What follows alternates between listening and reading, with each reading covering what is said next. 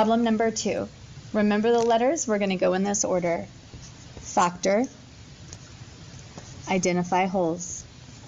Identify either a vertical asymptote or horizontal asymptote or an oblique asymptote.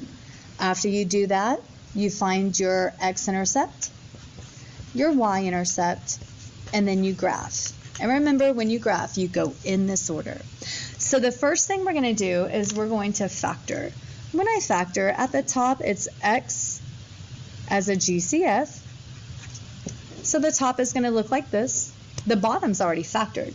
Just want to remind you guys, these are all to the first power, even that x plus 1 is to the first power. So we are done with factoring. The next thing that we would do is we would analyze any holes.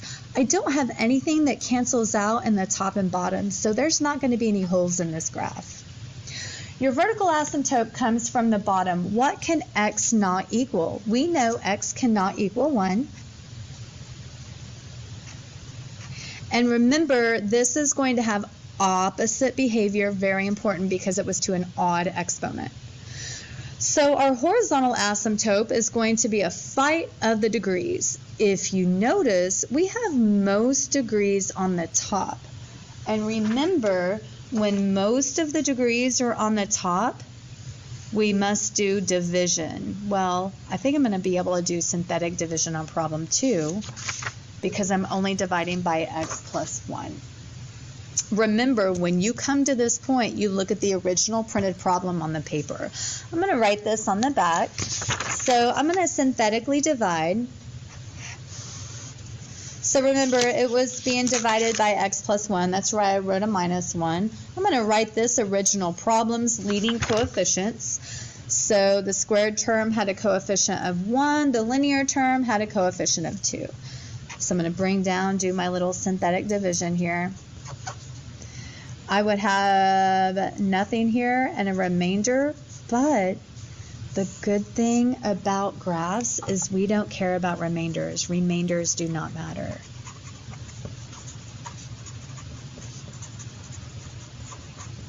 It's only what you get right here. Remember, this was to the second degree, so this is x minus 3.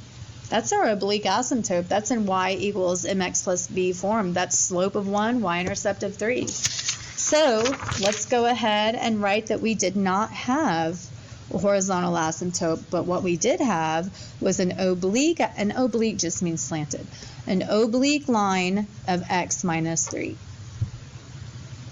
All right. Okay, so remember, we found that from the original problem. Let's go back to factored form.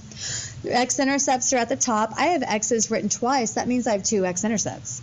I have an x-intercept at the origin with straight through behavior.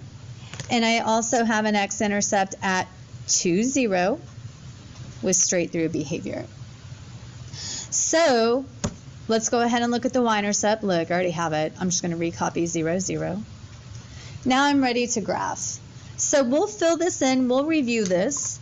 Let's go ahead and start graphing. Remember, you go right back in order. The first thing that I would do is graph a hole if I had one, but I don't.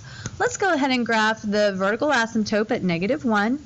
Do not forget to label x equals -1.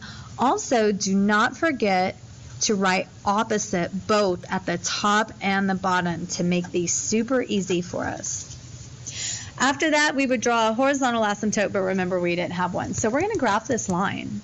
Let's graph x equals, or y equals x minus 3. So let's say -3. Let's say the y-intercept's right there. And if we went up 1 over 1, up 1 over 1, up 1 over 1 3 times, we'd land at 3, 0. Let's say 3 zeros approximately there. Go ahead and use your ID as your straight edge. Make your graphs, make your lines as nice and straight as possible, because these are really guidelines for the shape of these rational equations. And again, I'm not going to label these points because I'm going to write right here y equals x minus 3.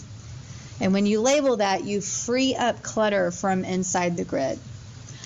All right, so we've done this. Now I'm on to my intercepts. I have 2 intercepts here on the x-axis. We have one right here on the origin. I'm just going to remind myself it's straight through. We also have one at 2, 0, which is straight through. And then, of course, I've already graphed my y-intercept. So how does this go? Let's see. I don't know if I can draw, but I'm going to try. There it is. Look. So I'm using my mouse, so it's probably going to be crazy.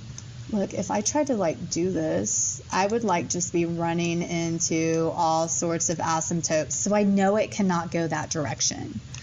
Since it cannot go that direction, it has to go the other direction, which means, remember what do graphs love? They love asymptotes. This graph is way over here. I know it's on top because it has to come down and slice through to the other side of that little doorway, that x-intercept right there. Hugging the asymptote has to go through that point.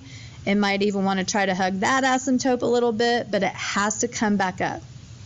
Now when it comes back up, don't shoot it up here where it looks like parabola, because remember, it's got to come back and hug this asymptote. So that's how this is going to look. Look, what's the opposite of an up arrow? A down arrow. Hop over to the other side, go to where the down arrow is, and draw a down arrow right next to it. We have a branch in this little section right here. There's no x-intercepts, anything that's going to cross through. The only thing that this little branch can do is just hug these asymptotes. Curve around, hug your other asymptote. And that is how that example looks. Let's go ahead and answer these questions.